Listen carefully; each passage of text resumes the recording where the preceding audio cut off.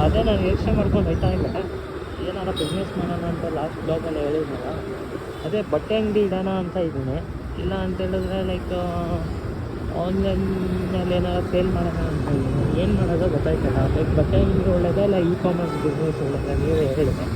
ನನ್ನ ಪ್ರಕಾರ ಬಟ್ಟೆ ಅಂಗಡಿ ಇರ್ತೀನಿ ಅಂತ ಹೇಳಿದ್ರೆ ಒಂದು 3-4 ಲಕ್ಷ ಬೇಕೇ ಬೇಕು ಇನ್ವೆಸ್ಟ್ಮೆಂಟ್. ಅದರ ಇಂಟೀರಿಯರ್ ಡಿಸೈನ್ಸು ಬಟ್ಟೆ ಎಲ್ಲ ತರಿಸ್ಬೇಕು, ಇದು ಮಾಡಬೇಕು. ಇಲ್ಲ ಟೀ ಶರ್ಟ್ ಬಿಸ್ನೆಸ್ ಮಾಡಿದರೆ ಟೀ ಶರ್ಟ್ ಬಿಸ್ನೆಸ್ ಮಾಡ್ಬೋದು. ಲೈಕ್ ಪ್ರಿಂಟಿಂಗ್ ಎಲ್ಲ ತರಿಸಿ ಪ್ರಿಂಟ್ ಮಾಡಿ ಕೊರಿಯರ್ ಮಾಡೋ ಥರ ಮಾಡ್ಬೋದು. ಇದು ಇಲ್ಲ ಅಂದರೆ ಲೈಕ್ ಇ ಕಾಮರ್ಸ್ ಬಿಸ್ನೆಸ್ ಮಾಡೋಣ ಅಂತ ಇದ್ದೀನಿ.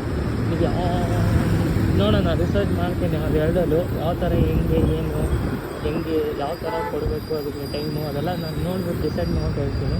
ಇನ್ ಕೇಸ್ ನೀವು ಏನಾದ್ರು ಬಿಸ್ನೆಸ್ ಸ್ಟಾರ್ಟ್ ಮಾಡೋಂಗಿದೆ ನನ್ನ ಜೊತೆ ಜಾಯ್ನ್ ಆಗ್ಬೋದು. Thank you guys. ನೆಕ್ಸ್ಟ್ ಬ್ಲಾಗಲ್ಲಿ ಸಿಗೋಣ. Thank you.